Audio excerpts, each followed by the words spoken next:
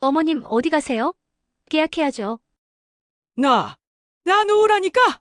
비가 내리기 시작한 오후, 낡은 건물 앞 골목에 사람들의 시선이 몰렸습니다. 도장을 떨어뜨린 척하던 노인의 손끝은 미세하게 떨리고 있었고, 그 눈엔 공포가 서려 있었죠.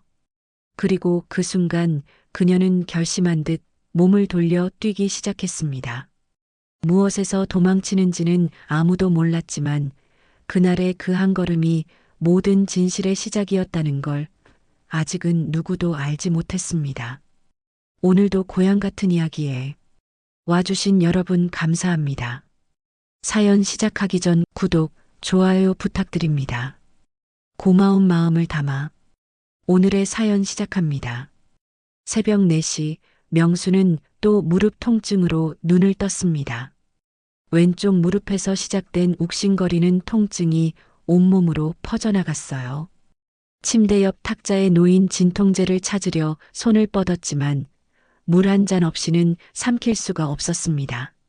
아이고, 이놈의 무릎. 혼잣말을 하며 천천히 몸을 일으켰습니다.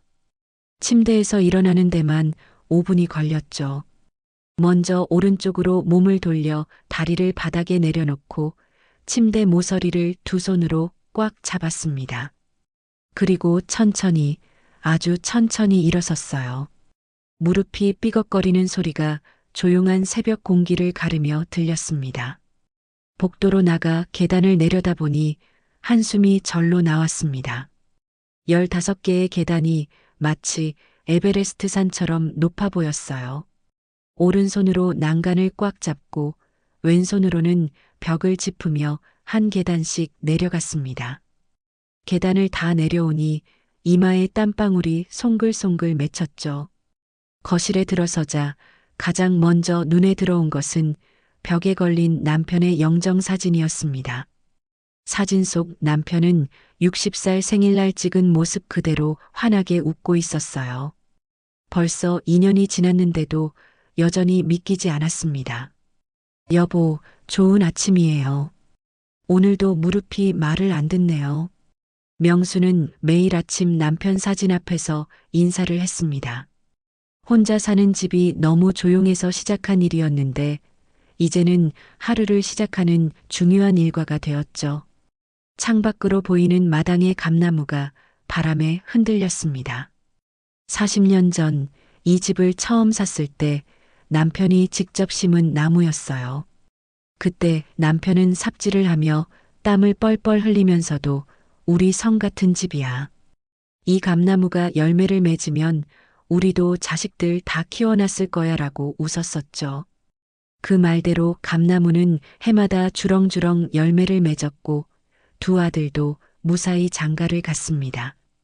하지만 이제는 감을 따줄 사람이 없어 까치들만 실컷 먹고 가는 나무가 되었어요. 부엌으로 들어가 물을 끓이려는데 보일러에서 이상한 소리가 났습니다.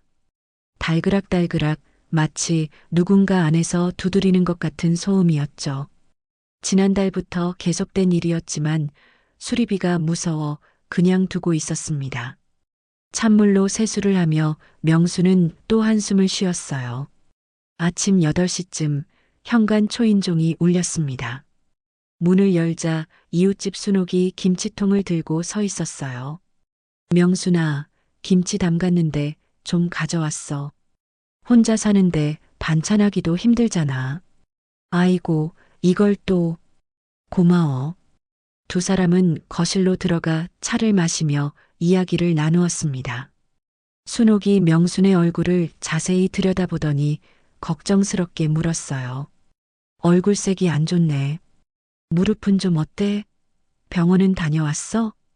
병원비가 만만치 않아서 그냥 참고 있어. 그러다 큰일 난다.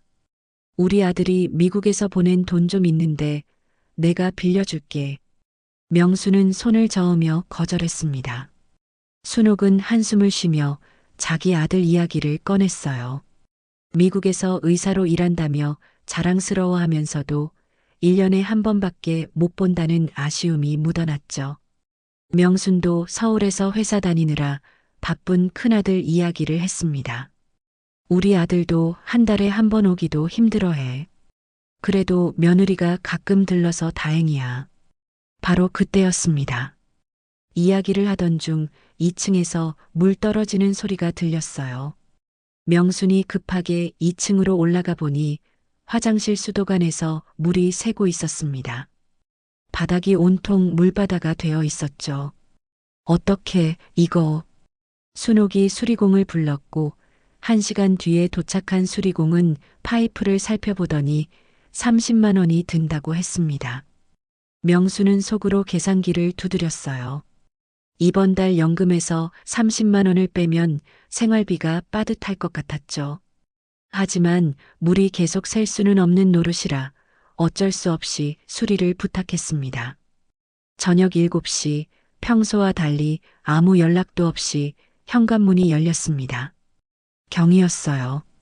며느리는 양손 가득 짐을 들고 있었습니다. 한쪽에는 고급 한정식 도시락, 다른 쪽에는 건강식품 상자가 들려 있었죠. 어머님, 깜짝 방문이에요. 제가 어머님 좋아하시는 갈비찜 사왔어요. 경희는 신발을 벗으며 환하게 웃었습니다. 그 미소가 어찌나 따뜻한지 명수는 가슴 한구석이 뭉클해졌어요. 경희는 부엌으로 들어가 능숙하게 상을 차리기 시작했습니다. 접시를 꺼내고 반찬을 예쁘게 담고 숟가락과 젓가락을 가지런히 놓았죠. 어머님 혼자 드시기 적적하실 것 같아서 왔어요. 같이 먹어요. 둘이 마주 앉아 저녁을 먹는 동안 경희는 연신 명순의 얼굴을 살폈습니다.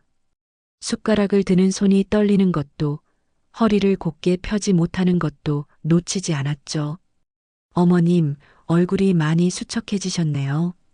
잘 못 주무시는 거 아니에요? 괜찮아. 나이 들면 다 그런 거지.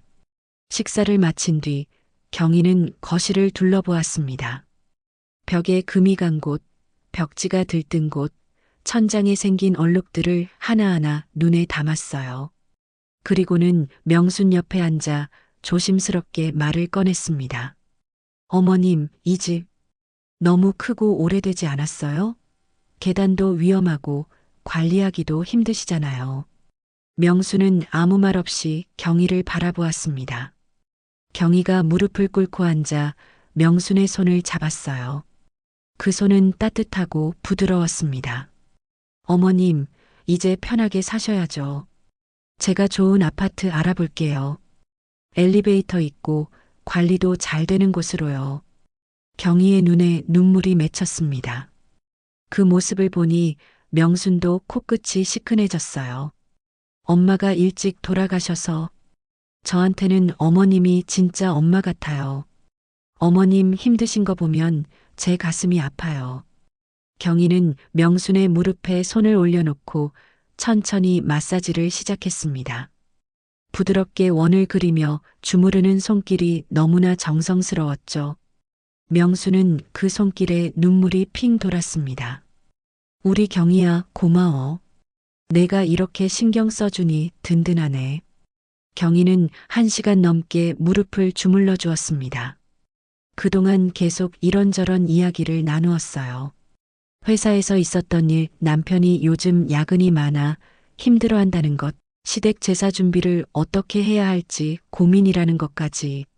명수는 경희의 이야기를 들으며 고개를 끄덕였습니다. 밤 9시가 넘어 경희가 일어섰습니다. 가기 전에 냉장고를 열어 반찬을 확인하고 상한 것들은 버리고 필요한 것들을 메모했죠. 어머님, 이번 주에 또 올게요. 병원도 같이 가요. 무릎 치료 미루면 안 돼요. 현관에서 신발을 신으며 경희가 돌아보았습니다. 그 얼굴에는 진심 어린 걱정이 가득했어요. 어머님 혼자 계시는 게 너무 걱정돼요. 이 큰 집에 무슨 일 생기면 어떡해요. 경희가 떠난 뒤 명수는 거실 소파에 앉아 있었습니다. 조용한 집안의 벽시계 소리만 똑딱똑딱 들렸죠. 남편 사진을 바라보며 혼잣말을 했습니다. 여보, 우리 며느리 참 착하지? 딸이 있었으면 저랬을까? 그날 밤 명수는 오랜만에 마음이 편안했습니다. 경희의 따뜻한 손길이 아직도 무릎에 남아있는 것 같았어요. 침대에 누워 천장을 바라보며 생각했습니다. 정말 이 집을 팔고 작은 아파트로 옮기는 게 나을지도 모른다고. 경희가 알아봐 준다면 믿을 수 있을 거라고. 하지만 창밖에서 바람에 흔들리는 감나무 소리를 들으며 가슴 한구석이 아려왔습니다. 40년의 추억이 담긴 이 집을 떠난다는 것이 쉽지 않았죠. 명수는 눈을 감았습니다. 내일 아침에도 또 남편 사진 앞에서 인사를 해야 하니까요. 경희가 첫 방문을 한 지 사흘이 지난 월요일 아침, 명수는 현관 벨소리에 잠에서 깼습니다. 시계를 보니 아침 8시였어요. 문을 열자 경희가 밝은 얼굴로 서 있었습니다. 한 손에는 서류 파일을, 다른 손에는 따뜻한 죽이 담긴 보온 가방을 들고 있었죠. 어머님, 아침 드셨어요? 전복죽 싸왔는데 같이 먹어요. 경희는 부엌으로 들어가 능숙하게 그릇을 꺼내고 죽을 담았습니다. 김이 모락모락 피어오르는 전복죽에서 구수한 냄새가 났어요. 명수는 며느리의 정성에 가슴이 뭉클했습니다. 이렇게 아침부터 와서 고생이야. 회사는 안 가니? 오늘부터 일주일 휴가예요. 어머님 병원도 모시고 가고 집 정리도 도와드리려고요. 경희는 파일을 펼쳐 일주일 계획표를 보여주었습니다. 깔끔한 글씨로 요일별 일정이 빼곡히 적혀 있었죠. 월요일은 병원 동행, 화요일은 장보기와 요리, 수요일은 대청소, 목요일은 반찬 만들기, 금요일은 서류 정리. 명수는 그 세심한 계획에 놀랐습니다. 이걸 다 짰니? 내가 너무 폐를 끼치는 거 아니야? 경희는 고개를 저으며 명순의 손을 잡았습니다. 그 손에 따뜻한 온기가 전해졌어요. 어머님은 가족인데 무슨 폐예요? 제가 해드리고 싶어서 하는 거예요. 아침을 먹은 후 두 사람은 정형외과로 향했습니다. 경희는 명순의 팔을 잡고 천천히 걸었어요. 병원에 도착하자 경희는 접수부터 진료 예약까지 모든 것을 척척 처리했습니다. 대기실에서 기다리는 동안 경희는 수첩을 꺼내 메모할 준비를 했죠. 진료실에 들어가자 의사가 엑스레이 사진을 보며 설명을 시작했습니다. 퇴행성 관절염이 많이 진행됐네요. 수술을 고려해 보시는 게. 명수는 수술이라는 말에 얼굴이 창백해졌습니다. 하지만 경희가 침착하게 질문했어요. 선생님, 수술 말고 다른 치료 방법은 없을까요? 어머님 연세도 있으시고. 의사는 고개를 끄덕이며 물리치료와 약물치료를 병행하는 방법을 설명했습니다. 경희는 꼼꼼하게 메모하며 치료 일정과 주의사항을 물었죠. 약국에서 약값이 18만 원이 나왔을 때 명순이 지갑을 꺼내려 하자 경희가 먼저 카드를 내밀었습니다. 제가 낼게요. 어머님은 가만히 계세요. 아니야, 내가 낼 수 있어. 어머님, 그냥 받으세요. 제 마음이에요. 집으로 돌아오는 길, 경희는 조심스럽게 말을 꺼냈습니다. 어머님, 다음 주 주말에 저희 남편이랑 같이 와서 마당 정리 좀 할게요. 잡초가 너무 무성해졌더라고요. 그 다음 토요일, 경희는 남편과 함께 일찍 찾아왔습니다. 두 사람은 작업복을 입고 정원 도구를 가져왔어요. 아들은 전기톱으로 나무가지를 자르고 경희는 무릎을 꿇고 잡초를 뽑았습니다. 땡볕 아래서 2시간 넘게 일하는 모습을 보니 명수는 미안하면서도 고마웠죠. 너희들 너무 고생한다. 들어와서 좀 쉬어. 명순이 시원한 수박과 막걸리를 준비해 마당 그늘에 상을 차렸습니다. 셋이 둘러앉아 수박을 먹으며 이야기를 나누었어요. 아들이 이마에 땀을 닦으며 말했습니다. 엄마, 이 집 관리하기 너무 힘드시겠어요. 우리가 자주 와서 도와드려야겠네요. 경희가 남편을 슬쩍 쳐다보며 덧붙였습니다. 그러게요. 어머님 혼자 이 큰 집에 계시는 거 걱정돼요. 그날 이후로 경희는 더욱 자주 찾아왔습니다. 어느 날은 반찬을 해오고 어느 날은 청소를 도와주었죠. 그런데 조금씩 이상한 질문들이 늘어나기 시작했습니다. 어머님, 통장 정리 좀 도와드릴까요? 요즘 보이스피싱이 많아서 조심해야 한대요. 명순이 통장을 꺼내자 경희는 자연스럽게 잔액을 확인했습니다. 그리고는 공과금 자동이체 설정을 도와준다며 통장 내역을 꼼꼼히 살펴보았죠. 어머님, 적금도 있으시네요. 만기가 언제예요? 내년 3월이야. 그때 되면 1,000만 원 정도 나올 거야. 경희의 눈이 반짝였지만 금세 평온한 표정으로 돌아왔습니다. 그 돈으로 병원비나 생활비에 쓰시면 되겠네요. 며칠 뒤 경희는 명순과 동네를 산책했습니다. 걷다가 우연히 부동산 앞을 지나게 되었는데 경희가 갑자기 멈춰 섰어요. 어머님, 잠깐만요. 여기 부동산인데 혹시 이 동네 집값이 얼마나 하는지 궁금하지 않으세요? 글쎄, 별로 관심 없는데. 그래도 한번 물어보기만 해요. 알아두면 좋잖아요. 경희는 명순의 팔을 잡고 부동산 안으로 들어갔습니다. 중개사가 반갑게 맞이하며 물었어요. 어떤 매물 찾으세요? 아니에요. 저희 어머님 집이 이 동네에 있는데 시세가 궁금해서요. 25평 단독주택인데 마당도 있고. 중개사가 계산기를 두드리더니 말했습니다.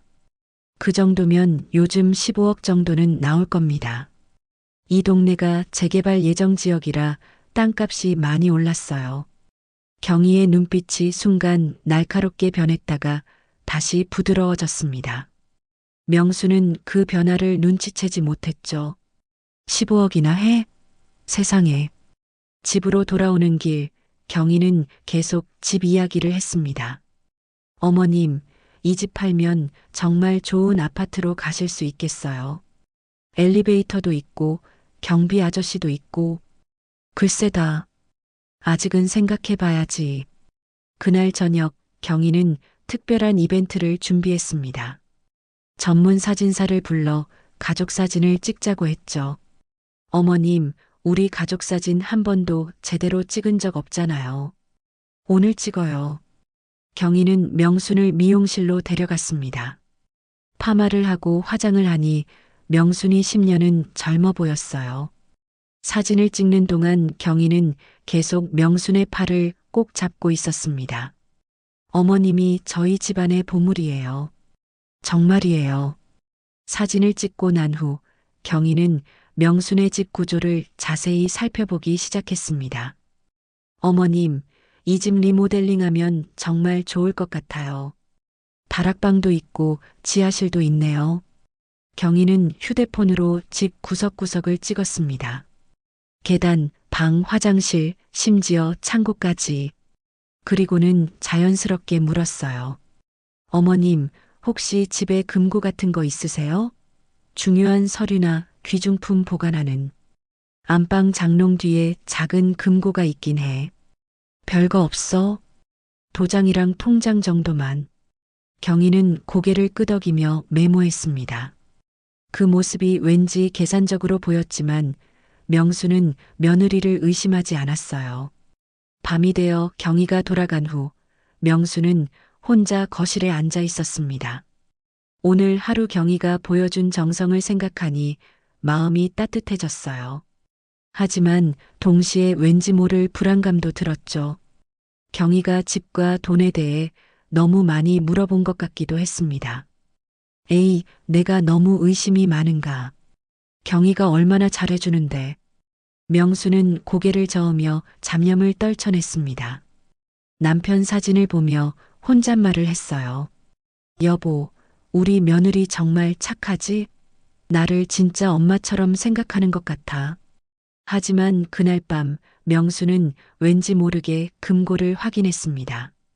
도장과 통장, 그리고 집 문서가 그대로 있는 것을 확인하고서야 안심이 되었죠. 다음 날 아침 경희가 또 찾아왔습니다. 이번에는 큰 가방을 들고 있었어요. 어머님, 제가 서류 정리 좀 도와드릴게요. 이런 중요한 서류들은 잘 보관해야 해요. 경희는 능숙하게 서류를 분류하기 시작했습니다. 등기부등본, 인감증명서, 통장, 보험 서류까지. 명수는 그 모습을 보며 감탄했어요. 우리 경희는 정말 똑똑해. 이런 것까지 다 알아서 해주니. 어머님, 이런 서류들은 제가 집에 가져가서 금고에 보관해 드릴까요? 여기는 도둑이 들 수도 있잖아요. 명수는 잠시 망설였습니다. 하지만 경희의 진심 어린 눈빛을 보니 거절할 수가 없었어요. 그래, 내가 보관해주면 안심이겠네. 경희는 서류를 조심스럽게 가방에 넣었습니다. 그 순간 경희의 입가에 희미한 미소가 스쳤지만 명수는 보지 못했죠. 경희가 서류를 가져간 지 일주일이 지난 수요일, 명수는 동네 친구들과 점심 약속이 있었습니다. 단골 설렁탕집에서 순옥을 비롯한 4명의 친구들이 모였어요. 뜨거운 설렁탕을 앞에 두고 이야기꽃이 피었습니다. 요즘 며느리가 어떻게 잘해주는지 몰라. 매일같이 와서 반찬도 해주고 병원도 데려다주고. 명순의 자랑에 친구들이 부러운 눈빛을 보냈습니다. 특히 며느리와 사이가 안 좋은 정숙이 한숨을 쉬었어요. 부럽다, 명순아. 우리 며느리는 명절 때만 겨우 얼굴 비추는데. 그러게. 요즘 그런 며느리 찾기 힘들어. 복 받았네. 친구들의 부러움 섞인 말에 명수는 어깨가 으쓱해졌습니다. 깍두기를 집어먹으며 계속 이야기했어요. 지난주에는 중요한 서류들도 다 정리해서 자기 집 금고에 보관해준대. 도둑 들까봐 걱정된다면서. 그때 순옥이 숟가락을 내려놓으며 조심스럽게 말했습니다. 얼굴에 걱정스러운 표정이 역력했죠. 명순아, 아무리 며느리가 잘해도 서류까지 넘기는 건 좀 위험하지 않아? 특히 인감도장이나 집문서 같은 건. 에이, 무슨 소리야. 우리 경희가 그럴 사람이 아니야. 명수는 손을 저으며 웃었지만 순옥의 표정은 여전히 심각했습니다. 내가 하는 말이 그게 아니라 요즘 뉴스 보면 가족끼리도 사기치는 일이 많잖아.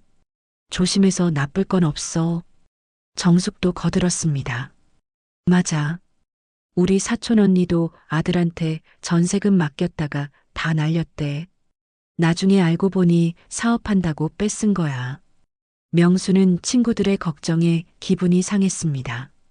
목소리가 조금 높아졌어요. 너희들이 우리 며느리를 모르니까 그런 소리 하는 거야. 얼마나 정성스러운데. 자기 엄마한테도 못할 일을 나한테 해주는데. 점심을 마치고 집으로 돌아오는 길, 명수는 친구들의 말이 자꾸 머릿속에 맴돌았습니다. 하지만 이내 고개를 저었어요. 괜한 걱정들을 하네. 경희가 얼마나 착한 아이인데. 그날 오후 경희가 찾아왔습니다. 이번에는 정장을 입고 서류 가방을 들고 있었어요. 평소와 다른 모습에 명순이 물었습니다. 오늘 무슨 중요한 일 있니? 정장까지 입고. 어머님, 제가 아는 부동산 사장님 만나고 왔어요. 정말 믿을 만한 분이에요. 경희는 거실 소파에 앉으며 진지한 표정으로 말을 이어갔습니다. 이분이 교회 집사님이신데 어르신들 도와주는 일을 많이 하세요. 특히 노인 사기 예방에도 앞장서시는 분이라. 명수는 고개를 갸웃했습니다. 그런데 갑자기 부동산은 왜? 아, 그냥 혹시 어머님이 나중에 집 팔고 이사하실 때를 대비해서요. 미리 알아두면 좋잖아요. 경희는 가방에서 부동산 명함을 꺼내 보여주었습니다. 깔끔한 명함에 십자가 모양이 새겨져 있었어요. 실제로 그 중개사는 3개월 전부터 조직에게 협박을 받고 있었지만 겉으로는 평범한 부동산처럼 운영되고 있었죠. 다음에 시간 되실 때 한번 가서 상담받아 보세요. 집값도 알아보고 좋은 아파트 매물도 구경하고요. 그때 명순의 휴대폰이 울렸습니다. 아들이었어요. 엄마, 잘 지내시죠? 경희가 잘 챙겨드리죠? 아들의 목소리는 피곤해 보였습니다. 명수는 아들 목소리를 듣자 반가웠어요. 그래, 잘 지내지. 너는 요즘 어떠니? 회사 일은? 바빠요. 요즘 프로젝트 때문에 매일 야근이에요. 아, 엄마, 경희가 집 서류 정리한다고 했죠? 그냥 다 맡기세요. 경희가 알아서 잘할 거예요. 아들은 경희를 전적으로 믿고 있었습니다. 자기 아내가 시어머니를 속일 거라고는 꿈에도 생각하지 못했죠. 근데 언제 한번 올래? 얼굴 본 지도 오래됐네. 다음 달에 꼭 갈게요. 지금은 너무 바빠서. 경희가 자주 가니까 괜찮으시죠? 전화를 끊고 나자 명수는 조금 서운했습니다. 아들은 일 핑계로 점점 뜸해지고 대신 며느리만 열심히 다니고 있었어요. 경희가 그런 시어머니의 마음을 읽었는지 다정하게 말했습니다. 어머님, 서운하셨죠? 저희 남편이 워낙 일이 많아서. 대신 제가 더 자주 올게요. 며칠 후 경희는 태블릿을 들고 와서 아파트 매물들을 보여주었습니다. 화면을 넘기며 설명했어요. 어머님, 이 아파트 어때요? 엘리베이터도 있고 경비실도 있어서 안전해요. 게다가 병원이랑 마트도 가까워요. 사진 속 아파트는 깨끗하고 현대적이었습니다. 넓은 거실과 깔끔한 주방이 인상적이었죠. 너무 비싸지 않을까? 어머님 집 팔면 충분히 살 수 있어요. 오히려 돈이 남을걸요? 경희는 계산기를 두드리며 설명했습니다. 어머님 집이 15억이면 이런 아파트는 10억 정도예요. 5억이 남으니까 노후 자금으로 쓰시면 되죠. 그리고는 더욱 달콤한 제안을 했습니다. 저희 집 근처로 이사하셔서 매일 뵐 수 있으면 얼마나 좋을까요? 아침마다 들러서 안부 확인하고 주말에는 같이 외식도 하고. 명순의 눈이 반짝였습니다. 외로운 노년에 가족과 가까이 산다는 것은 큰 위안이었죠. 정말 그럴 수 있을까? 당연하죠. 제가 다 알아볼게요. 경희는 시어머니의 손을 꼭 잡았습니다. 그 손길이 따뜻했지만 어딘가 계산적인 느낌도 들었어요. 하지만 명수는 그런 미묘한 차이를 느끼지 못했습니다. 그 주 주말, 경희는 또다시 집 구조를 꼼꼼히 살펴보았습니다. 이번에는 줄자까지 가져와서 방 크기를 재고 사진을 찍었어요. 어머님, 이 집 구조가 정말 좋네요. 리모델링하면 비싸게 팔 수 있을 것 같아요. 지하실까지 내려가서 구석구석 확인하는 경희의 모습은 마치 감정평가사 같았습니다. 명순이 궁금해서 물었어요. 왜 이렇게 꼼꼼히 보니? 나중에 집 팔 때 필요할 수도 있잖아요. 미리 준비해두면 좋죠. 경희는 자연스럽게 금고 위치도 다시 한번 확인했습니다. 안방 장롱 뒤를 살피며 말했어요. 어머님, 여기 금고가 너무 오래됐네요. 새 걸로 바꿔드릴까요? 괜찮아. 아직 쓸만해. 그래도 도장이나 중요한 건 제가 보관하고 있으니 안심하세요. 그날 저녁 경희는 특별한 제안을 했습니다. 어머님, 다음 주에 제가 아는 부동산 사장님 만나보실래요? 그냥 상담만 받아보는 거예요. 명수는 망설였습니다. 아직 집을 팔 마음이 확실하지 않았거든요. 글쎄, 아직은. 어머님, 상담만 받아보는 거예요. 시세도 정확히 알아보고 어떤 선택지가 있는지 들어보고. 아무 부담 없어요. 경희의 간곡한 권유에 명수는 결국 고개를 끄덕였습니다. 그래, 한번 만나보기만 하지. 일주일 뒤 명수는 경희와 함께 부동산을 찾았습니다. 사무실은 1층 큰 길가에 있는 깨끗한 곳이었어요. 중개사는 50대 중반의 점잖은 남자였습니다. 십자가 목걸이를 하고 있어서 정말 독실한 기독교인처럼 보였죠. 물론 이 중개사는 이미 3개월 전부터 조직의 협박을 받고 있었지만 겉으로는 전혀 티를 내지 않았습니다. 오히려 더 친절하고 신뢰감 있게 행동했어요. 어머님, 안녕하세요. 경혜 씨한테 많이 들었습니다. 제가 성심성의껏 도와드리겠습니다. 중개사는 차를 대접하며 차분하게 설명했습니다. 요즘 어르신들 노린 사기가 많아서 조심하셔야 해요. 저희는 그런 일 없도록 투명하게 진행합니다. 아이러니하게도 사기꾼이 사기 조심하라고 하는 상황이었지만 명수는 오히려 더 신뢰하게 되었죠. 이분이 정말 믿음직스러우시네요. 집으로 돌아오는 길, 경희는 만족스러운 표정을 지었습니다. 어때요, 어머님? 좋은 분이시죠? 그래, 믿을 만한 사람 같더라. 명수는 그날 밤 남편 사진을 보며 혼잣말을 했습니다. 여보, 이제 정말 이사를 생각해 봐야 할까요? 경희가 이렇게 도와주니 든든하긴 한데. 창밖의 감나무가 바람에 흔들렸습니다. 40년의 추억이 담긴 집을 떠난다는 것은 여전히 쉽지 않은 결정이었어요. 부동산 상담을 받은 다음 날 오후 순옥이 명순의 집을 찾아왔습니다. 손에는 직접 담근 깍두기와 동치미가 들려 있었어요. 하지만 평소와 달리 얼굴에 근심이 가득했습니다. 명순아, 우리 좀 진지하게 이야기해야겠어. 거실에 앉은 순옥은 차를 한 모금 마시고는 조심스럽게 입을 열었습니다. 목소리가 평소보다 낮고 진지했어요. 어제 우리 사촌 언니한테 전화가 왔는데 말이야. 언니네 친구가 최근에 큰일을 당했대. 며느리한테 집 팔 것처럼 서류 넘겼다가 진짜로 집을 빼앗긴 거야. 명수는 찻잔을 내려놓으며 눈살을 찌푸렸습니다. 그 집은 그랬겠지. 우리 경희는 달라.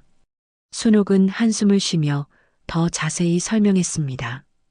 손짓까지 섞어가며 열심히 말했어요. 그 할머니도 처음엔 그렇게 생각했대. 며느리가 3년 동안 극진히 모셨거든. 병원도 매번 같이 가고 반찬도 해다 주고. 근데 집문서 넘긴 지 2달 만에 갑자기 집이 팔렸대. 할머니는 요양원으로 보내지고. 명순의 손이 미세하게 떨렸습니다. 하지만 곧 고개를 저으며 말했어요. 우리 경희는 그런 애가 아니야. 내가 보증해. 명순아, 가족이어도 돈 앞에서는 달라져. 특히 요즘같이 어려운 시절에는 더 조심해야 해. 순옥은 가방에서 신문 기사를 꺼내 보여주었습니다. 최근 6개월 동안 일어난 노인 대상 부동산 사기 사건들이 빼곡히 실려 있었어요. 피해자 대부분이 가족이나 지인에게 당한 경우였습니다. 이거 봐. 다들 믿을 만한 사람한테 당한 거야. 아들, 딸, 며느리, 조카. 심지어 교회 집사한테 당한 사람도 있어. 교회 집사라는 말에 명순이 움찔했습니다. 어제 만난 부동산 중개사가 떠올랐거든요. 하지만 이내 고개를 저었어요. 그래도 경희는 아니야. 얼마나 정성스러운데. 순옥은 명순의 손을 잡았습니다. 그 손은 차갑고 거칠었어요. 명순아, 나는 내가 걱정돼서 하는 말이야. 최소한 인감도장이랑 집문서는 내가 직접 관리해. 제발. 그날 밤 명수는 잠을 이루지 못했습니다. 순옥의 말이 계속 머릿속을 맴돌았어요. 침대에 누워 천장을 바라보며 자문자답을 반복했습니다. 경희를 의심하는 내가 나쁜 사람인가? 그 애가 얼마나 잘해주는데. 새벽 2시 명수는 조용히 일어나 안방 장롱으로 갔습니다. 장롱 뒤에 있던 금고를 열어보니 텅 비어 있었어요. 모든 서류를 경희에게 넘긴 뒤였으니까요. 갑자기 가슴이 답답해졌습니다. 남편 사진 앞에 서서 혼잣말을 했어요. 여보, 내가 어떻게 해야 할까요? 경희를 믿어야 할까요? 의심해야 할까요? 사진 속 남편은 여전히 웃고만 있었습니다. 명수는 한숨을 쉬며 다시 침대로 돌아갔어요. 다음 날 오전 경희가 찾아왔습니다. 평소보다 더 밝은 표정이었어요. 손에는 고급 한정식 도시락과 과일이 들려 있었죠. 어머님, 좋은 소식이 있어요. 정말 좋은 매수자가 나타났대요. 명수는 놀라서 물었습니다. 매수자? 나는 아직 집 팔기로 결정한 것도 아닌데. 경희의 얼굴에 잠시 당황한 기색이 스쳤지만 금세 미소를 지었습니다. 아, 그냥 알아만 봤어요. 현금으로 바로 주겠대요. 시세보다 높게도 쳐준다고 하고요. 그래도 나는 아직. 경희가 명순 옆에 바짝 앉았습니다. 목소리가 조금 다급해졌어요. 어머님, 이런 기회 놓치면 후회해요. 요즘 부동산 경기가 안 좋아서 현금 매수자 찾기 정말 힘들거든요. 명순이 망설이자 경희의 표정이 서운한 듯 변했습니다. 눈가에 눈물까지 맺혔어요. 어머님, 혹시 저를 못 믿으시는 건가요? 제가 어머님을 속일 사람으로 보여요? 그 말에 명수는 당황했습니다. 급하게 손을 저으며 말했어요. 아니야, 그런 게 아니라. 그냥 아직 마음의 준비가. 바로 그때 초인종이 울렸습니다. 순옥이 젊은 남자와 함께 서 있었어요. 남자는 정장을 입고 서류 가방을 들고 있었습니다. 명순아, 우리 아들이야. 변호사 하는 거 알지? 너한테 조언 좀 해주려고 데려왔어. 경희의 얼굴이 굳어졌습니다. 하지만 곧 억지로 미소를 지으며 인사했어요. 안녕하세요. 저는 며느리예요. 변호사 아들이 정중하게 인사한 뒤 조심스럽게 말했습니다. 어머님, 요즘 노인 대상 사기가 많습니다. 특히 가족 간에도 일어나는 일이라. 혹시 중요한 서류나 도장은 직접 관리하고 계신가요? 명순이 대답하기 전에 경희가 먼저 말했습니다. 목소리가 약간 날카로웠어요. 제가 안전하게 보관하고 있어요. 여기는 도둑이 들 수도 있잖아요. 변호사가 고개를 저으며 말했습니다. 아무리 가족이라도 본인 서류는 본인이 관리하는 게 원칙입니다. 만약 꼭 맡기셔야 한다면 최소한 공증이라도 받으세요. 경희의 얼굴이 붉어졌습니다. 목소리가 떨리며 말했어요. 저를 의심하시는 건가요? 제가 저희 어머니한테 사기칠 사람으로 보시는 거예요? 분위기가 어색해졌습니다. 명순이 서둘러 말했어요. 아니야, 경희야. 그런 뜻이 아니야. 그냥 일반적인 조언을. 됐어요. 저도 할 일이 있어서 먼저 가볼게요. 경희는 화난 듯 일어나 나가버렸습니다. 문이 쾅 닫히는 소리가 집안에 울려 퍼졌어요. 변호사 아들이 걱정스럽게 말했습니다. 어머님, 제가 괜한 일을 한 것 같네요. 하지만 정말 조심하셔야 해요. 공증 없이 서류를 넘기는 건 위험합니다. 순옥과 아들이 떠난 후 명수는 혼란스러웠습니다. 경희의 서운해하는 얼굴이 계속 떠올랐어요. 하지만 동시에 변호사의 조언도 무시할 수 없었죠. 저녁 무렵 경희에게서 전화가 왔습니다. 어머님, 아까는 죄송했어요. 제가 너무 예민하게 반응했죠? 아니야, 내가 미안해. 내 마음을 몰라줬어. 어머님이 저를 믿어주시면 그걸로 충분해요. 아, 그리고 제가 핸드폰을 두고 왔나 봐요.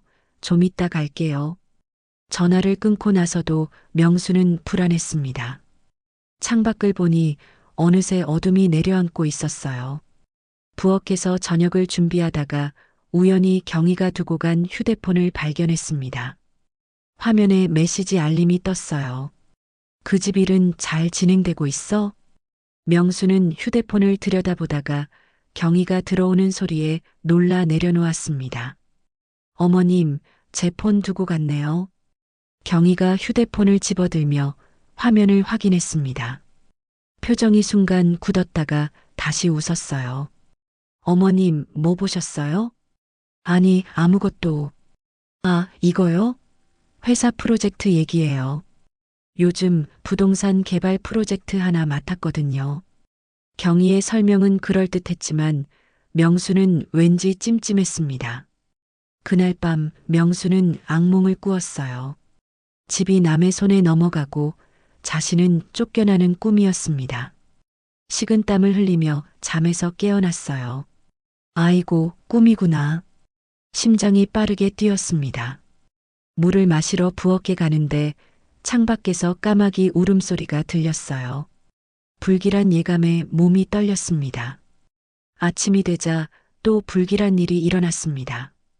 차를 마시다가 찻잔이 갑자기 깨진 거예요.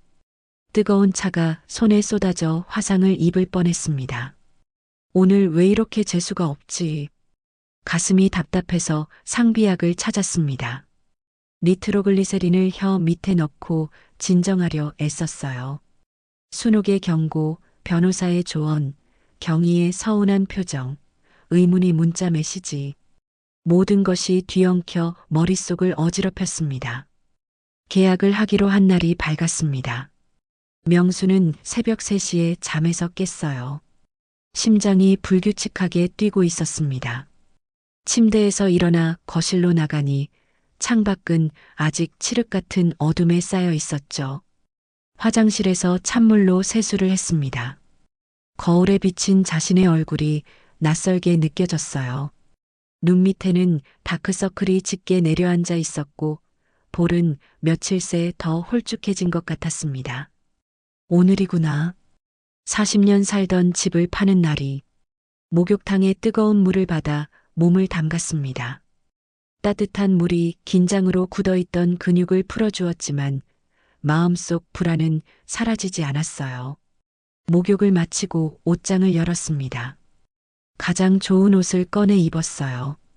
검은색 정장 바지에 흰색 블라우스, 그리고 남편이 마지막 생일 선물로 사준 진주 목걸이까지.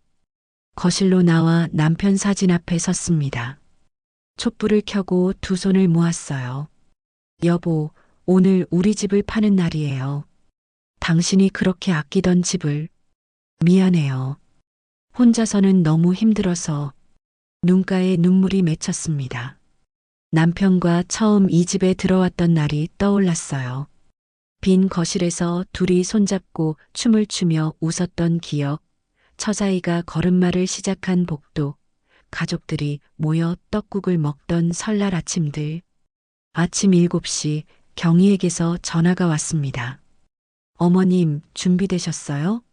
제가 30분 후에 모시러 갈게요. 경희의 목소리는 평소보다 들떠 있었습니다. 명수는 왠지 불안했지만 침착하게 대답했어요. 그래, 기다릴게. 주방에서 물을 끓여 차를 우렸습니다. 하지만 입이 바짝 말라서 한 모금도 넘기기 힘들었어요. 손이 미세하게 떨려서 찻잔을 내려놓았습니다. 주머니에서 니트로글리세린을 꺼내 혀 밑에 넣었어요. 진정해야 해. 경희가 옆에 있잖아. 7시 30분 정각 현관벨이 울렸습니다. 문을 열자 경희가 밝은 미소로 서 있었어요.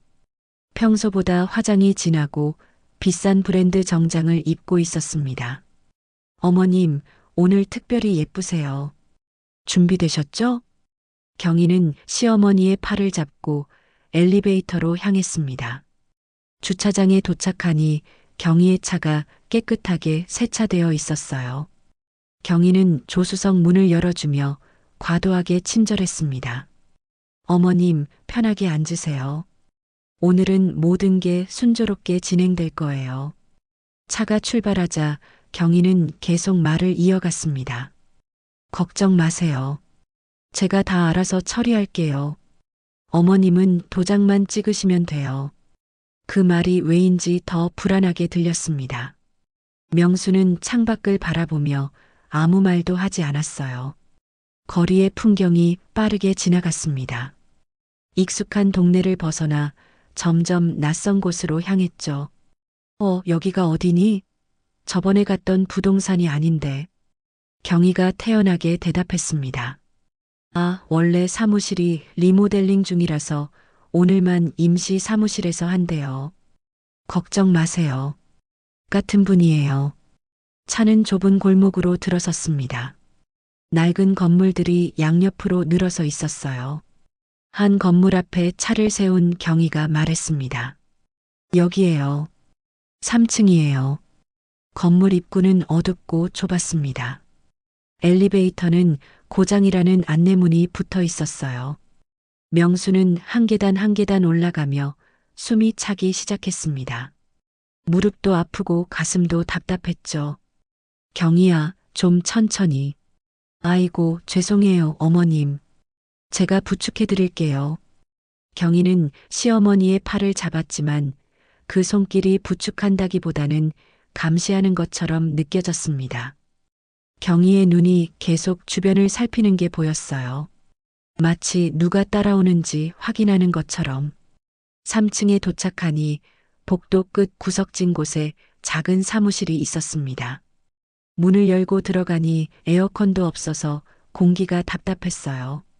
창문도 작고 불빛도 어두웠습니다. 안에는 이미 두 사람이 앉아 있었습니다. 40대 후반으로 보이는 부부였어요. 남자는 검은 정장을, 여자는 베이지색 원피스를 입고 있었는데 뭔가 어색했습니다. 옷이 몸에 맞지 않는 것처럼 보였거든요. 안녕하세요. 매수자입니다. 남자가 일어서며 인사했지만 명순과 눈을 마주치지 않았습니다. 여자도 고개만 살짝 숙일 뿐 말이 없었어요. 두 사람 사이에는 묘한 거리감이 있었습니다. 부부라기보다는 처음 만난 사람들 같았죠. 중개사가 자리에서 일어나 인사했습니다. 그런데 얼굴에 땀이 송글송글 맺혀 있었어요. 10월 중순 선선한 날씨인데도 이마를 계속 닦아내고 있었습니다. 어서 오세요, 어머님. 앉으세요. 중개사의 손이 미세하게 떨리고 있었습니다. 서류를 정리하는 손놀림도 평소보다 느리고 신중했어요. 그는 경희를 볼 때마다 눈을 피했습니다. 무언가를 두려워하는 것처럼 보였죠. 자, 계약서를 보시죠. 중개사가 서류를 펼쳤습니다. 명순이 계약서를 살펴보니 매매가가 13억으로 적혀 있었어요. 시세보다 2억이나 낮은 가격이었습니다. 잠깐, 이 가격이 좀. 명순이 말을 꺼내자 경희가 재빨리 끼어들었습니다. 어머님, 현금 거래라서 이 정도는 감수해야 해요. 요즘 현금으로 한 번에 주는 매수자 찾기 정말 힘들어요. 매수자 부부는 계속 침묵을 지키고 있었습니다. 가끔 서로를 쳐다볼 뿐 대화도 없었어요. 그러다 여자가 남자를 부를 때 실수를 했습니다. 형? 아니, 여보. 명수는 그 말을 놓치지 않았습니다. 형님이라고 부르려다 황급히 여보로 바꾼 것이 분명했어요. 이상한 느낌이 들었지만 경희가 재촉했습니다. 어머님, 다들 기다리고 계세요. 서명하시죠. 중개사가 커피를 권했습니다. 어머님, 커피 한 잔 드시겠어요? 목마르실 것 같은데. 중개사는 명순에게만 다가왔습니다. 종이컵에 커피를 따르며 뭔가 더 하고 싶은 말이 있는 것처럼 보였어요. 하지만 경희가 날카로운 눈빛으로 쳐다보자 뒤로 물러났습니다. 계약서 특약사항을 읽어보니 이상한 조항들이 있었습니다. 계약 후 즉시 이사, 가구 및 집기 일체 포함하자 발생 시 매도인 책임 등 불리한 내용들이었어요. 이 조항들이 좀 이상한데. 어머님, 그냥 일반적인 내용이에요. 저희가 불리한 건 없어요. 경희가 명순의 핸드백을 자기 쪽으로 슬쩍 당겼습니다. 그리고는 서류 위에 펜을 올려놓으며 말했어요. 자, 여기 서명하시고 도장 찍으시면 돼요. 명순의 손이 떨렸습니다. 펜을 잡으려는데 갑자기 가슴이 조여왔어요. 숨이 가빠지고 식은땀이 났습니다. 주변이 흐릿해지는 것 같았죠. 바로 그때였습니다. 중개사가 서류를 설명하는 척하며 천천히 움직였어요. 그의 왼손이 테이블 아래로 내려가더니 작은 종이를 명순의 손 근처로 밀었습니다. 어머님, 여기 이 부분을 꼭 확인하셔야 해요. 중개사의 목소리는 떨렸지만 손가락으로 종이 위치를 정확히 가리켰습니다. 명순이 고개를 숙여보니 작은 쪽지가 있었어요. 몸을 돌려 떨리는 손으로 쪽지를 펼쳐보는 순간 명순의 심장이 멎는 것 같았습니다. 거기에는 떨리는 글씨로 이렇게 적혀 있었어요. 지금 경찰 부르세요. 명수는 쪽지를 본 순간 온몸에 피가 얼어붙는 것 같았습니다. 떨리는 손가락으로 종이를 다시 펼쳐보았어요. 분명히 적혀 있었습니다. 지금 경찰 부르세요라는 다급한 글씨가 심장이 미친 듯이 뛰기 시작했습니다. 귀에서 윙윙거리는 소리가 났고 입안이 바짝 말랐어요. 하지만 절대 티를 내서는 안 되었습니다. 명수는 평생의 연기력을 발휘해야 했죠. 중개사는 화장실에 다녀온다며 자리를 비웠습니다. 복도로 나간 그는 화장실 문을 닫고 거울 앞에 섰어요. 얼굴이 창백했습니다. 3개월 전 조직이 처음 찾아왔을 때가 떠올랐죠. 가족 사진을 보여주며 협박하던 그들의 차가운 눈빛, 거절하면 딸에게 해를 가하겠다는 위협. 그는 어쩔 수 없이 범죄에 가담했지만 오늘만큼은 양심을 따르기로 결심했습니다. 제발 그 할머니가 눈치채고 도망가길. 중개사는 떨리는 손으로 세수를 하고 다시 사무실로 돌아왔습니다. 문을 열자 경희가 날카로운 눈빛으로 쳐다보았어요.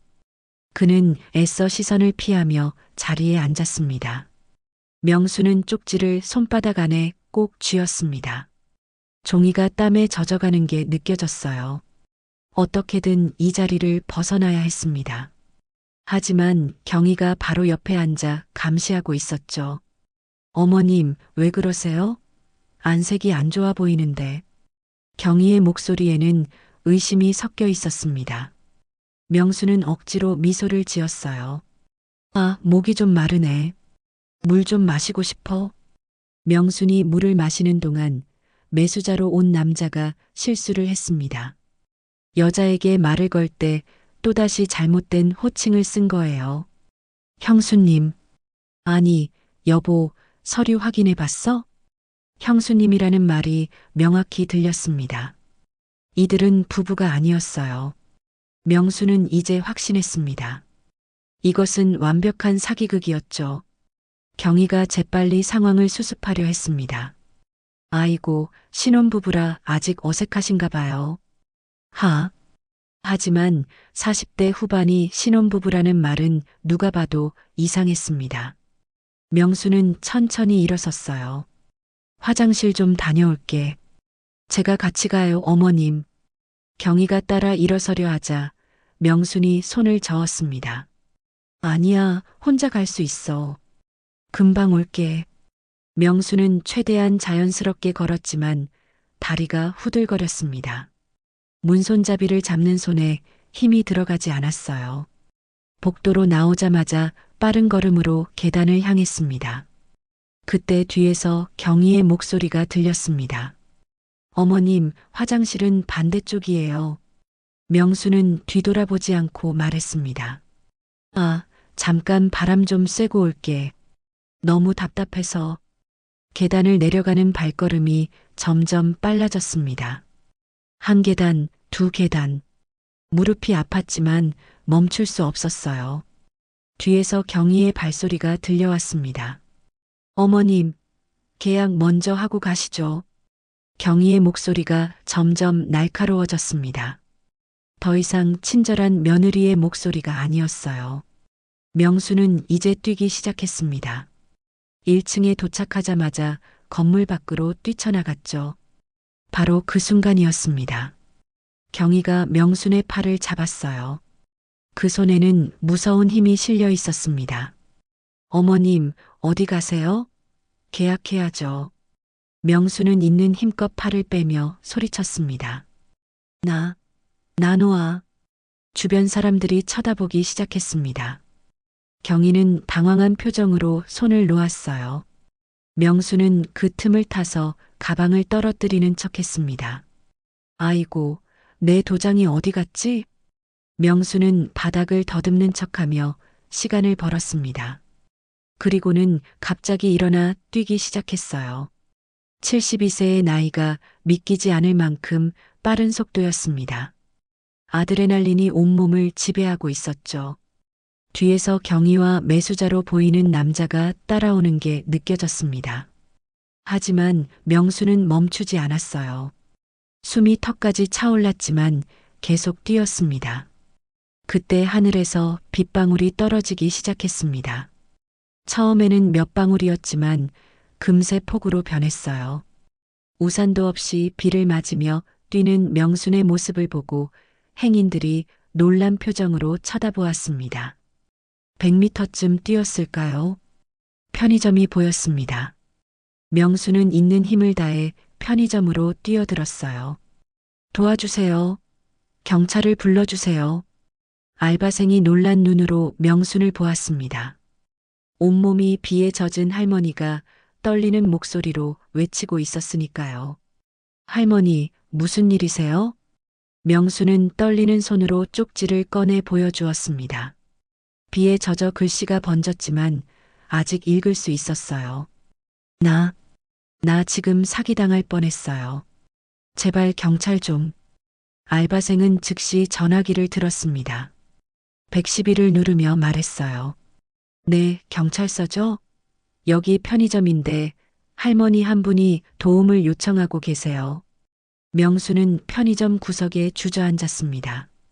온몸에서 힘이 빠졌어요. 손에는 아직도 쪽지가 꼭 쥐어져 있었습니다. 이 작은 종이 한 장이 자신을 구한 거예요.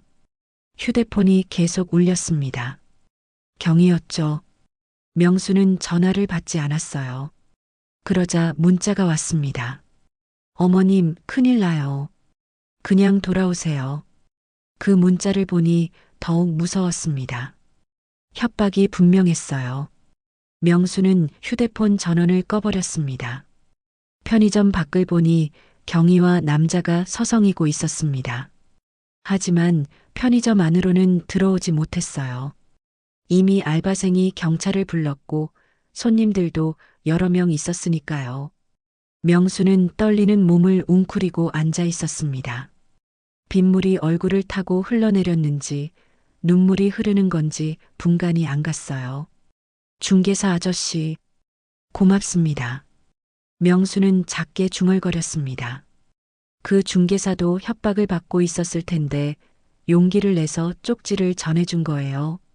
그 용기가 없었다면 지금쯤 집을 빼앗기고 있었을 겁니다. 10분 후 경찰차 사이렌 소리가 들렸습니다. 명수는 그제야 안도의 한숨을 쉬었어요. 살았다는 안도감과 함께 경희에 대한 배신감이 밀려왔습니다. 그토록 믿었던 며느리가 자신을 이렇게 속였다니. 경찰차가 편의점 앞에 멈췄습니다. 제복을 입은 경찰관 2명이 내렸어요. 경희와 남자는 이미 사라지고 없었습니다. 어르신, 괜찮으세요? 저희가 왔습니다. 젊은 경찰관이 명순에게 다가와 물었습니다. 명순은 고개를 끄덕이며 쪽지를 내밀었어요. 이걸 부동산 중개사가 저한테 줬어요. 덕분에 살았습니다. 경찰관은 쪽지를 받아 살펴보았습니다. 그리고는 무전기로 본부에 연락했어요. 노인 대상 부동산 사기 미수 사건입니다. 지원 요청합니다. 명수는 경찰차에 타면서 마지막으로 뒤를 돌아보았습니다. 비는 여전히 쏟아지고 있었고 거리는 물에 젖어 반짝이고 있었어요. 오늘은 정말 아찔한 날이었습니다. 작은 쪽지 한 장이 인생을 구한 날이었죠. 경찰차 안은 따뜻했습니다. 명수는 젖은 옷을 입은 채로 뒷좌석에 앉아 있었어요. 담요를 어깨에 두른 채 창밖을 바라보니 비는 점점 더 거세게 내리고 있었습니다. 젊은 경찰관이 뒤돌아보며 물었어요. 어르신, 병원 먼저 가실래요? 많이 놀라셨을 텐데. 아니에요. 그 사무실, 그 부동산 사무실로 가주세요. 중개사 아저씨가 걱정돼요. 경찰차는 즉시 방향을 틀었습니다. 사이렌을 울리며 빗속을 달렸어요. 명수는 주머니 속 쪽지를 다시 꺼내 보았습니다. 비에 젖어 종이가 찢어질 것 같았지만 그 글씨는 여전히 선명했죠. 열분 후 경찰차는 그 건물 앞에 도착했습니다. 경찰관 4명이 더 합류했어요. 모두 긴장한 표정으로 건물로 들어갔습니다. 명순도 따라가려 했지만 경찰관이 막았어요. 어르신은 차에서 기다리세요. 위험할 수 있어요. 명수는 차 안에서 초조하게 기다렸습니다. 손가락으로 무릎을 두드리며 시계를 보았어요. 5분, 10분. 시간이 너무 느리게 갔습니다. 그때 휴대폰을 다시 켰습니다. 순간 메시지가 쏟아져 들어왔어요. 모두 경희의 메시지였습니다. 어머님, 오해예요. 제발 전화 좀 받아주세요. 어머님, 제가 설명할게요. 돌아와 주세요. 어머님이 큰 실수를 하고 계세요. 마지막 메시지는 더욱 섬뜩했습니다. 어머님, 아들한테 다 말할 거예요. 어머님이 치매에 걸린 것 같다고. 명순의 손이 떨렸습니다. 경희가 아들을 이용해 협박하고 있었어요. 하지만 이미 늦었습니다. 경찰이 개입한 이상 돌이킬 수 없었죠. 20분 후 경찰관들이 나왔습니다. 그런데 예상과 달리 중개사가 의자에 묶여 있었어요. 입에는 테이프가 붙어 있었고 얼굴에는 멍든 자국이 있었습니다. 명순이 도망간 직후 경희 일당이 그를 묶고 도망간 거였죠. 아저씨, 명순이 차에서 내려 뛰어갔습니다. 중개사는 겨우 의식을 되찾고 있었어요. 경찰관이 그를 부축하며 말했습니다. 병원으로 먼저 모셔야겠습니다. 상처가 심해요. 중개사가 힘겹게 입을 열었습니다. 목소리가 갈라져 있었어요. 그 사람들 3개월 전부터 협박했어요. 가족 사진 보여주며 딸을 해치겠다고. 명수는 중개사의 손을 잡았습니다. 그 손은 차갑고 떨리고 있었어요. 아저씨 덕분에 살았어요. 정말 고맙습니다. 중개사의 눈에서 눈물이 흘렀습니다. 죄송해요. 더 일찍 신고했어야 했는데. 무서워서. 구급차가 도착했고 중개사는 병원으로 이송되었습니다. 명순도 경찰서로 가야 했어요. 진술을 해야 했으니까요. 경찰서에 도착하니 이미 수사가 시작되고 있었습니다. 형사가 명순을 조사실로 안내했어요. 따뜻한 차를 건네며 말했습니다. 어르신, 천천히 처음부터 말씀해 주세요. 명순은 경희를 처음 만난 날부터 오늘까지의 일을 자세히 설명했습니다. 말하면서도 믿기지 않았어요. 그토록 다정했던 며느리가 사실은 사기꾼이었다니. 경희가 정말 잘해줬어요. 병원도 같이 가고 반찬도 해주고 진짜 딸 같았는데. 명순의 목소리가 떨렸습니다. 배신감과 상처가 너무 컸어요. 형사가 조심스럽게 물었습니다. 혹시 경혜 씨가 가져간 서류나 물건이 있나요? 네. 집문서, 인감도장, 통장 다 가져갔어요. 안전하게 보관해 준다고. 형사가 고개를 끄덕이며 메모했습니다. 다행히 계약 전에 막았네요. 서류는 찾을 수 있을 거예요. 그때 다른 형사가 들어왔습니다. 손에 서류 뭉치를 들고 있었어요. 부동산 사무실에서 증거를 확보했습니다. 위조된 계약서, 가짜 신분증, 그리고 형사가 사진 한 장을 보여주었습니다. 다른 노인들의 사진이었어요. 모두 비슷한 수법으로 당한 피해자들이었죠. 이 조직은 전문적으로 노인들을 노렸습니다. 어르신이 10번째 타깃이었어요. 명수는 사진을 보며 몸서리를 쳤습니다. 자신도 저 사진들 중 하나가 될 뻔했어요. 저녁 6시가 되자 아들이 경찰서로 왔습니다. 얼굴이 창백했어요. 엄마, 괜찮으세요? 경희한테 연락받고 왔는데. 명수는 아들을 보자 눈물이 터졌습니다. 미안해. 내가 너무 어리석었어. 아들은 어머니를 꼭 안았습니다. 엄마 잘못이 아니에요. 경희가, 정말 경희가 그런 짓을 했다니 믿기지 않아요. 형사가 아들에게 상황을 설명했습니다. 아들의 얼굴이 점점 굳어졌어요. 분노와 충격이 교차했습니다. 제 아내가 정말 그런 사람이었다니. 그때 아들의 휴대폰이 울렸습니다. 경희였어요. 형사가 손짓하며 받으라고 했습니다. 스피커폰으로 통화를 했어요. 여보, 어머님이 이상한 소리 하시는데 믿으면 안 돼. 요즘 치매 증상이. 경희야, 다 알아. 경찰서에 있어. 전화 저편이 조용해졌습니다. 그리고 경희의 차가운 목소리가 들렸어요. 그래, 들켰구나. 하지만 증거 없을걸? 형사가 아들에게 신호를 보냈습니다. 계속 대화를 이어가라는 뜻이었죠. 경희야, 왜 그런 거야? 우리 엄마가 너한테 얼마나 잘해줬는데. 잘해준 게 뭐가 있어? 늙은이 시중 드느라 내 인생 다 버렸지. 그 말을 듣고 명수는 가슴이 찢어지는 것 같았습니다. 그동안의 정성이 모두 거짓이었어요. 너희가 나를 찾을 수 있을 것 같아? 난 이미 멀리 왔어. 전화가 끊겼습니다. 형사가 즉시 위치 추적을 지시했어요. 밤 9시 명수는 집으로 돌아왔습니다. 아들이 함께 왔어요. 집은 그대로였지만 모든 것이 달라 보였습니다. 경희와 함께했던 추억들이 이제는 악몽처럼 느껴졌죠. 거실 테이블 위에는 경희가 가져왔던 반찬통들이 그대로 있었습니다. 명수는 그것들을 모두 쓰레기통에 버렸어요. 하나하나 버리면서 눈물이 났습니다. 엄마, 제가 옆에 있을게요. 오늘은 여기서 잘게요. 아들이 어머니의 어깨를 감쌌습니다. 명수는 아들의 손을 잡았어요. 따뜻한 온기가 전해졌습니다. 적어도 아들은 진짜였으니까요. 다음 날 아침 8시, 명수는 아들과 함께 경찰서로 다시 갔습니다.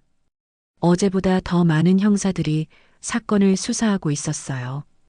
회의실에는 화이트보드가 가득 채워져 있었습니다. 사진, 도표, 연결선들이 복잡하게 얽혀 있었죠. 수사를 담당하는 김 형사가 명순을 맞이했습니다. 40대 초반의 베테랑 형사였어요. 어르신, 어젯밤은 좀 괜찮으셨어요? 오늘 중요한 현장 검증이 있는데 함께 가주셔야 해요. 명수는 고개를 끄덕였습니다. 비록 몸은 피곤했지만 진실을 밝히는데 도움이 되고 싶었어요. 경찰차 2대가 그 부동산 사무실로 향했습니다. 도착해보니 문이 굳게 잠겨 있었어요. 어제 명순이 도망간 후 경희 일당이 급히 철수한 것 같았습니다. 관리사무소에 연락해서 마스터키를 받아오세요. 젊은 형사가 뛰어갔고 10분 후 열쇠를 가져왔습니다. 문을 여는 순간 모두가 놀랐어요. 사무실 안은 난장판이었습니다. 서류들이 바닥에 흩어져 있었고 컴퓨터 하드디스크는 빼내져 있었죠. 증거인멸을 시도한 것 같네요. 하지만 너무 급했나 봅니다. 김 형사가 장갑을 끼고 서랍을 열었습니다. 그 안에서 놀라운 것들이 나왔어요. 여러 노인들의 신분증 사본, 위조된 인감증명서, 가짜 매매계약서들이 수십 장 있었습니다. 어머니, 이것 좀 보세요. 형사가 서류 한 장을 보여주었습니다. 명순의 집 매매계약서였는데 이미 작성이 완료되어 있었어요. 심지어 명순의 서명까지 위조되어 있었습니다. 세상에, 내 서명을 이렇게 똑같이. 명수는 몸서리를 쳤습니다. 만약 어제 계약을 했다면 이 위조 서류로 집을 완전히 빼앗겼을 거예요. 그때 젊은 형사가 책상 밑에서 무언가를 발견했습니다. 형사님, 여기 노트북이 있습니다. 노트북을 켜보니 비밀번호가 걸려 있었지만 디지털 포렌식 팀이 곧 해제했습니다. 화면에는 충격적인 내용들이 가득했어요. 엑셀 파일에는 피해자 명단이 정리되어 있었습니다. 이름, 나이, 주소, 재산 규모, 가족 관계까지 상세히 적혀 있었죠. 명순의 이름도 있었는데 옆에는 진행 중이라고 표시되어 있었습니다. 이 조직이 얼마나 치밀하게 준비했는지 보이시죠? 타깃을 정하고 몇 개월씩 접근하는 거예요. 김 형사가 다른 파일을 열었습니다. 거기에는 매뉴얼이 있었어요. 노인 신뢰 얻기 10단계, 서류 확보 방법, 의심받았을 때 대처법 등이 자세히 적혀 있었습니다. 명수는 그 내용을 읽으며 눈물이 났습니다. 경희가 자신에게 했던 모든 행동이 그 매뉴얼대로였어요. 병원 동행, 반찬 만들기, 가족사진 찍기, 모든 게 계산된 연기였습니다. 어르신, 힘드시겠지만 이것도 확인해 주세요. 형사가 사진 파일을 열었습니다. 경희가 명순의 집을 찍은 사진들이었어요. 방마다, 서랍마다, 심지어 금고, 위치까지 세세하게 찍혀 있었습니다. 사진 날짜를 보니 2달 전부터 찍기 시작한 것들이었죠. 이때 다른 형사가 중요한 발견을 했습니다. 여기 휴대폰이 있습니다. 중개사 것 같은데요. 휴대폰을 확인해 보니 녹음 파일이 여러 개 있었습니다. 재생해 보니 협박 전화 내용이었어요. 딸이 어느 학교 다니는지 알고 있어. 말 안 들으면 어떻게 되는지 알지? 차가운 남자 목소리였습니다. 중개사의 떨리는 대답도 들렸어요. 제발, 딸만은 건드리지 마세요. 시키는 대로 할게요. 명수는 가슴이 아팠습니다. 중개사도 피해자였어요. 그런 상황에서도 용기를 내어 쪽지를 전해준 것이 얼마나 대단한 일인지 새삼 깨달았죠. 오후 2시 병원으로 가서 중개사를 만났습니다. 그는 병실 침대에 누워 있었어요. 얼굴의 멍은 더 선명해졌지만 의식은 또렷했습니다. 어르신, 괜찮으신가요? 중개사가 힘겹게 물었습니다. 명수는 그의 손을 잡았어요. 아저씨 덕분에 무사해요. 정말 고맙습니다. 중개사의 눈에서 눈물이 흘렀습니다. 3개월 동안 지옥 같았어요. 매일 그들 눈치 보며 나쁜 일에 가담하면서도 어쩔 수 없었어요. 김 형사가 조심스럽게 물었습니다. 조직에 대해 아는 거 있으면 말씀해 주세요. 중개사는 천천히 입을 열었습니다. 목소리는 작았지만 분명했어요. 보스는 박이라는 사람이에요. 50대 남자. 조직원이 20명 정도 되고 전국적으로 활동해요. 그는 계속해서 중요한 정보들을 털어놓았습니다. 다른 가짜 부동산 위치, 조직원들의 인상착의, 연락 방법 등 형사들은 빠르게 메모했어요. 경희 씨는 특별한 케이스였어요. 가족 내부에서 접근하는 건 처음이었거든요. 더 완벽하게 속일 수 있다고 보스가 아주 기대했죠. 명수는 충격을 받았습니다. 경희가 조직의 신종 수법 실험 대상으로 자신을 이용한 거였어요. 저녁 무렵 경찰서로 돌아왔습니다. 수사는 빠르게 진행되고 있었어요. 경희의 휴대폰 위치 추적, 계좌 추적, 주변 인물 조사가 동시에 이뤄졌습니다. 어르신, 좋은 소식이 있습니다. 경혜 씨가 압수한 서류들을 찾았어요. 형사가 상자를 가져왔습니다. 그 안에는 명순의 집문서, 인감도장, 통장이 모두 들어 있었어요. 경희가 급하게 도망가느라 미처 챙기지 못한 것 같았습니다. 정말 다행이에요. 명수는 서류를 꼭 안았습니다.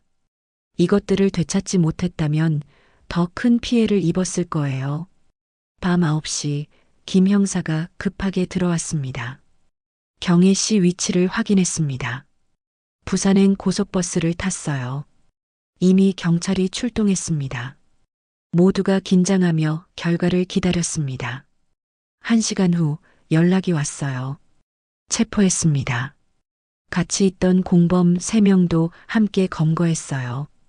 명수는 그제야 안도의 한숨을 쉬었습니다. 길고 끔찍한 악몽이 끝나가고 있었어요. 하지만 마음 한구석은 여전히 아팠습니다.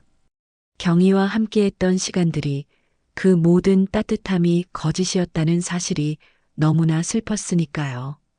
경희가 체포된 지 이틀 후 명수는 다시 경찰서로 갔습니다. 대질 신문이 있는 날이었어요.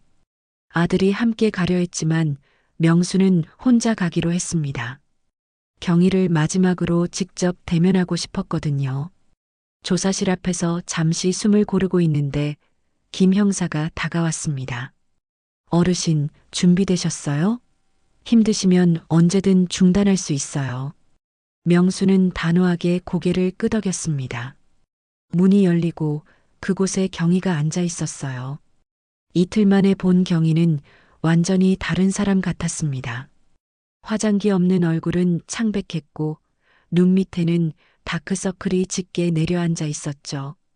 경희가 고개를 들어 시어머니를 보는 순간 눈빛이 흔들렸습니다. 하지만 곧 다시 차가운 표정으로 돌아갔어요. 어머님, 경희의 목소리는 갈라져 있었습니다. 명수는 천천히 맞은편에 앉았어요. 두 사람 사이의 테이블이 너무나 멀게 느껴졌습니다. 경희야, 왜 그랬니? 정말 궁금해. 내가 너한테 뭘 잘못했니? 경희는 한동안 아무 말도 하지 않았습니다. 손가락으로 테이블을 두드리기만 했어요. 그러다 갑자기 웃기 시작했습니다. 차갑고 공허한 웃음이었죠. 어머님이 뭘 잘못했냐고요? 아무것도 잘못한 거 없어요. 그냥 쉬운 타깃이었을 뿐이에요. 그 말에 명순의 가슴이 찢어지는 것 같았습니다. 김 형사가 끼어들었습니다. 경희 씨, 지금부터 하는 말은 모두 기록됩니다.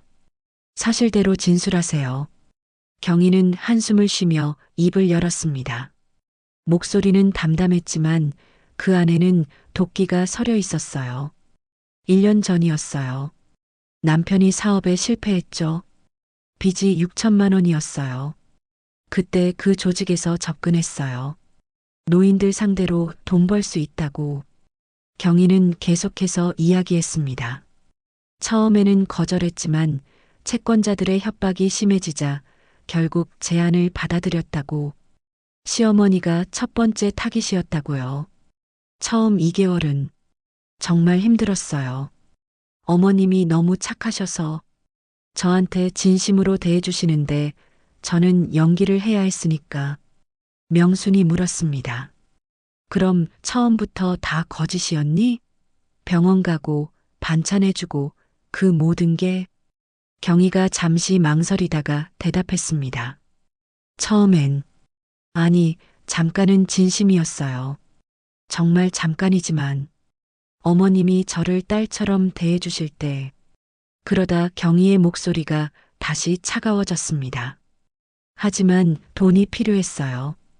애들 학원비도 내야 하고 월세도 밀렸고 어머님 집이 15억이라는 걸 알았을 때 더 이상 망설일 수 없었어요. 그때 다른 형사가 들어와 김 형사에게 귓속말을 했습니다. 김 형사가 고개를 끄덕이고는 경희에게 말했어요. 방금 당신 공범들이 자백했습니다. 당신이 주도적으로 계획했다고 진술했어요. 경희의 얼굴이 순간 일그러졌습니다. 배신감과 분노가 섞인 표정이었죠. 그놈들이 다 같이 계획한 건데. 결국 경희는 모든 것을 털어놓기 시작했습니다. 조직 구조, 다른 피해자들, 돈의 흐름까지. 말하면서 가끔 눈물을 흘렸지만 그것이 후회의 눈물인지 분노의 눈물인지는 알 수 없었어요. 오후 3시 경찰은 경위의 진술을 바탕으로 대대적인 검거 작전을 시작했습니다. 명수는 경찰서 상황실에서 그 과정을 지켜보았어요. 대형 화면에는 여러 지역의 작전 상황이 실시간으로 나타났습니다. 서울 강남 지역 용의자 체포 완료. 부산 해운대 가짜 부동산 압수수색 중. 대구 동구 조직원 3명 검거. 전국에서 동시다발적으로 검거가 이뤄지고 있었습니다. 그 규모에 명수는 놀랐어요. 자신이 당할 뻔한 사기가 이렇게 큰 조직의 일부였다니. 저녁 6시 드디어 중요한 소식이 들려왔습니다. 보스방 모 씨 강남 호텔에서 체포. 상황실에 환호성이 터졌습니다. 50대 남자인 박 씨는 호텔 스위트룸에서 도주 준비를 하다가 잡혔어요. 현장에서 현금 5억 원과 여러 개의 위조 여권이 발견되었습니다. 다음 날 언론이 이 사건을 대대적으로 보도했습니다. 텔레비전 뉴스, 신문, 인터넷 모든 곳에서 이 사건을 다뤘어요. 전국 규모 노인 대상 부동산 사기단 일망타진. 피해액만 200억 원 추정. 가족을 가장한 신종 사기 수법 충격. 명순에게도 인터뷰 요청이 쇄도했지만 모두 거절했습니다. 조용히 일상으로 돌아가고 싶었거든요. 일주일 후 명수는 김 형사로부터 전화를 받았습니다.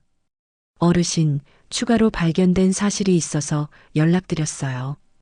경찰서에 가보니 김 형사가 심각한 표정으로 기다리고 있었습니다. 경혜 씨가 어머님의 약을 바꿔치기한 정황을 발견했어요. 명수는 깜짝 놀랐습니다. 약을요? 네.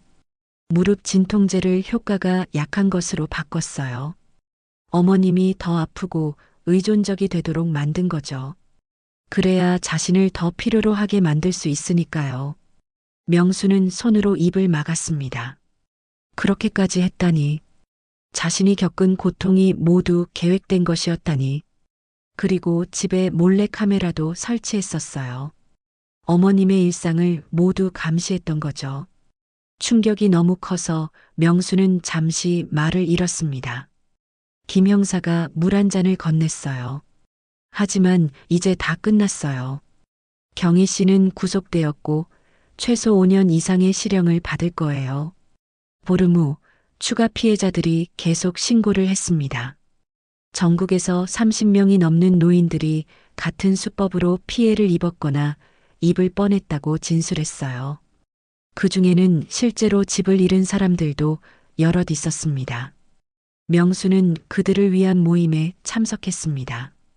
비슷한 아픔을 겪은 사람들과 이야기를 나누니 조금은 위로가 되었어요. 저는 아들한테 당했어요. 친아들인데도. 저는 조카였어요. 형제도 없는데 조카가 그렇게 다정하게 대해줘서 모두가 가족이나 가까운 사람에게 배신당한 상처를 안고 있었습니다. 명수는 그들의 손을 잡아주며 말했어요. 우리가 잘못한 게 아니에요. 사람을 믿은 게 죄는 아니잖아요. 한 달 후 조직의 보스 박 씨가 추가 자백을 했습니다. 해외에도 비슷한 조직이 있고 국제적으로 연계되어 있다는 충격적인 내용이었어요. 수사는 국제공조 수사로 확대되었습니다. 명수는 이 모든 과정을 지켜보며 생각했습니다. 작은 쪽지 한 장이 이렇게 큰 사건을 밝혀내는 계기가 되었다고. 중개사의 용기가 수많은 사람을 구했다고요. 6개월이 지나고 봄이 되었다. 드디어 재판이 열렸습니다. 명수는 검은색 정장을 입고 법원으로 향했어요. 아들이 옆에서 팔짱을 끼고 함께 걸었습니다. 봄날의 따스한 햇살이 내리쬐고 있었지만 명순의 마음은 여전히 무거웠죠. 법정에 들어서자 이미 많은 사람들이 자리를 채우고 있었습니다. 다른 피해자들과 그 가족들, 기자들, 그리고 일반 방청객들까지. 명수는 검사 측 자리 뒤쪽에 앉았어요.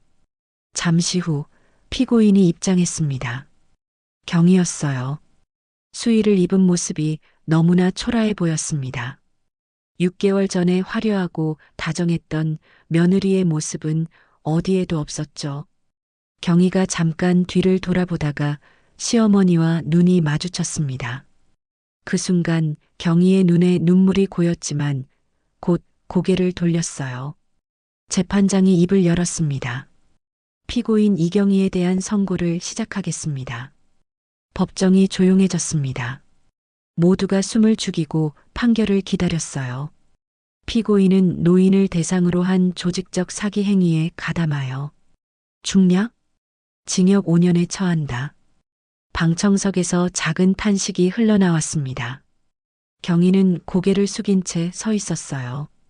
재판장이 계속 말했습니다. 특히 가족이라는 신뢰관계를 악용한 점은 죄질이 매우 나쁘다. 피고인을 법정 구속한다. 경희가 수갑을 찬 채로 끌려나가는 모습을 보며 명수는 복잡한 심정이었습니다. 분명 경희가 미웠지만 한때는 진짜 가족이라고 생각했던 사람이었으니까요. 법원을 나오며 아들이 어머니의 어깨를 감쌌습니다. 엄마, 이제 다 끝났어요. 새로 시작해요. 아들은 무릎을 꿇고 명순 앞에 앉았습니다. 그리고 두 손을 꼭 잡으며 말했어요. 어머니, 정말 죄송해요. 제가 더 신경 썼어야 했는데 일만 핑계로 대고. 명수는 아들의 머리를 쓰다듬었습니다. 너도 피해자야. 아내한테 속은 건데 뭐가 잘못이니? 한 달 후 명수는 새 아파트로 이사했습니다. 순옥이 추천해준 실버타운 아파트였어요. 엘리베이터가 있는 1층을 선택했습니다. 더 이상 계단 때문에 고생할 필요가 없었죠. 이사하는 날 순옥이 도와주러 왔습니다. 40년 된 집을 떠나는 건 쉽지 않은 일이었어요. 마당에 감나무를 마지막으로 한 번 더 쓰다듬고 남편과의 추억이 담긴 거실을 둘러보며 작별 인사를 했습니다. 여보, 이제 이 집을 떠나요. 하지만 당신과의 추억은 계속 가져갈게요. 새 아파트는 깨끗하고 안전했습니다. 경비원이 24시간 상주하고 곳곳에 비상벨이 설치되어 있었어요. 무엇보다 같은 또래의 이웃들이 많아서 외롭지 않았습니다. 하지만 트라우마는 쉽게 사라지지 않았습니다. 서류를 볼 때마다 손이 떨렸고 누군가 친절하게 대하면 의심부터 들었어요. 밤에는 악몽에 시달렸습니다. 경희가 웃으며 다가오는 꿈, 집을 빼앗기는 꿈을 반복해서 꾸었죠. 아들이 정신과 상담을 권했습니다. 엄마, 이런 건 전문가 도움을 받는 게 좋아요. 처음에는 거부했지만 결국 상담을 받기 시작했습니다. 일주일에 한 번씩 상담실을 찾았어요. 상담사는 따뜻한 목소리로 말했습니다. 어머님이 겪으신 일은 정말 큰 충격이었어요. 시간이 걸리더라도 천천히 회복하실 거예요.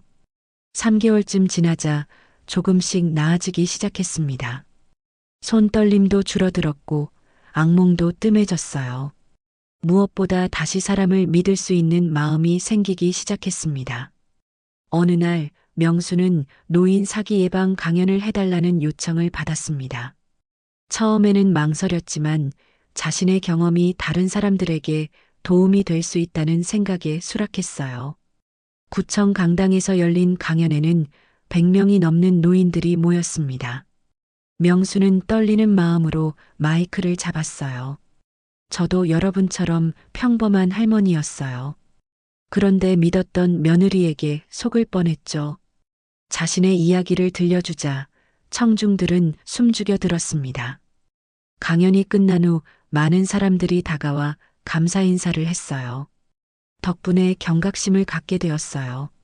저도 비슷한 일을 당할 뻔했는데 이제 조심해야겠어요. 집으로 돌아온 명수는 편지를 쓰기 시작했습니다. 받는 사람은 그 중개사였어요. 안녕하세요. 저를 구해주신 중개사님께 그날 당신이 건네준 쪽지 한 장이 제 인생을 구했습니다. 당신도 협박받는 상황에서 용기를 내주셨다는 걸 알고 있어요. 그 용기가 얼마나 대단한 것인지, 얼마나 감사한지 말로 표현할 수가 없습니다. 당신의 용기 덕분에 저뿐만 아니라 수많은 사람들이 구원받았어요. 그 작은 쪽지가 거대한 범죄 조직을 무너뜨리는 시작이 되었으니까요. 들으니 지금은 다른 지역으로 이사 가셨다고 하더군요. 보복이 두려우셨겠죠? 하지만 후회하지 않는다고 하신 말씀 정말 존경스럽습니다. 평생 잊지 않겠습니다. 당신의 용기를, 그리고 감사합니다. 진심으로. 편지를 봉투에 넣으며 명수는 눈물을 닦았습니다. 경찰을 통해 전달해달라고 부탁했어요. 일주일 후 답장이 왔습니다. 짧은 편지였지만 진심이 담겨 있었죠. 어머님 무사하셔서 정말 다행입니다. 저도 그날 쪽지를 전하길 잘했다고 생각해요. 양심을 지킬 수 있어서 오히려 제가 감사합니다. 새 아파트에서의 생활도 점차 안정되어 갔습니다. 이웃들과 함께 오후 4시에 모여 차를 마시는 게 일과가 되었어요. 다들 비슷한 나이에 비슷한 고민을 가진 사람들이라 금세 친해졌습니다. 순옥은 거의 매일 찾아왔습니다. 두 사람의 우정은 더욱 깊어졌어요. 명순아, 이제 좀 살만해? 응, 덕분에. 내가 없었으면 어쨌을까. 아들도 예전과 달라졌습니다. 주말마다 혼자 찾아와 어머니와 시간을 보냈어요. 경의 없이 오는 아들의 모습이 처음엔 어색했지만 점차 익숙해졌습니다. 엄마, 이번 주말에 같이 여행 갈까요? 엄마 좋아하는 온천 있는 곳으로. 명수는 아들의 제안에 미소를 지었습니다. 상처는 있지만 삶은 계속되고 있었어요. 어느 날 저녁 명수는 창가에 앉아 노을을 바라보고 있었습니다. 새로 키우기 시작한 화분의 꽃이 활짝 피어 있었어요. 그때 문득 경희가 떠올랐습니다. 경희도 언젠가는 용서할 수 있을까? 명수는 자신에게 물었습니다. 지금은 아직 아니었지만 언젠가는 가능할지도 모른다고 생각했어요. 마지막으로 남편 사진을 바라보며 혼잣말을 했습니다.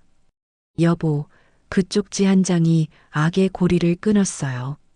세상에는 여전히 선한 사람이 더 많다는 걸 다시 믿게 되었어요.